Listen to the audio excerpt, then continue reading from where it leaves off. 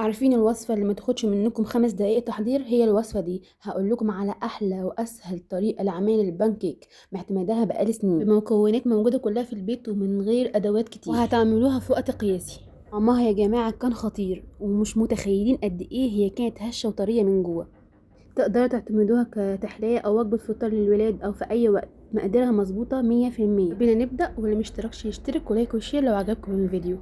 هنحتاج حبيتين بيض بدرجة حرارة الغرفة، وكيسين فانيليا، ونص كوباية سكر اللي هم حوالي 5 معالق طعام من السكر، ونقلبهم كويس جدا لحد ما نحس ان السكر داب شوية. بعد كده بنزل بكوباية لبن حليب بنفس درجة حرارة الغرفة، بعدين بقلبهم حوالي نص دقيقة كده علشان السكر يدوب. استخدمت كوباية ونص من الدقيق متعدد الاستخدام منخول مرتين، ومعلقة بيكنج باودر اللي هو حوالي كيس، ورشة ملح. استخدمت معلقتين طعام زيت عباد الشمس. بعد كده نقلب. في المرحلة دي ما نقلبش كتير، يا دوبك بس المكونات تندمج مع بعض. القوام المظبوط للبان كيك بيبقى اتقل شوية من الكيك، ولو هو خفيف بنزود معلقة دقيق، ولو هو تقيل بنزود معلقة حليب. نيجي بقى لتسوية البان كيك. اول حاجة بنعملها احنا بنسخن الطاسة كويس جدا، ويا ريت تكون طاسة غير قابلة للصق، واول ندهنها دهنه خفيفه كده من الزيت. وبعد كده بنهدي النار، وبعدين بننزل بالعجينه بتاعتنا بكوبايه بمعلقه بكبشه اللي يريح. استخدمت الكوبايات المعياريه عشان تطلع احجامهم قد بعض. نعرف بقى ازاي ان هي استوت. اول ما تعمل الفقاعات اللي انتوا شايفينها دي بقلبها، بتاخد على كل وش تقريبا نص دقيقه.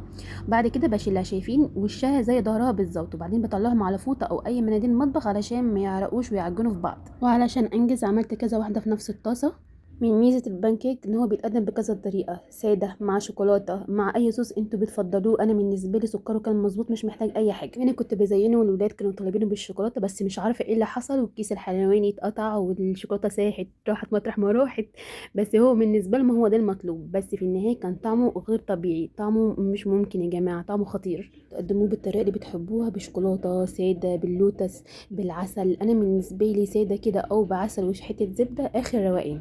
جربوها بنفسكم، وما تنسوش تبعتولي رأيكم في الكومنتات، وما تنسوش تعملوا لايك وشير لو عجبكم الفيديو، واشوفكم في فيديو جديد. مع السلامة.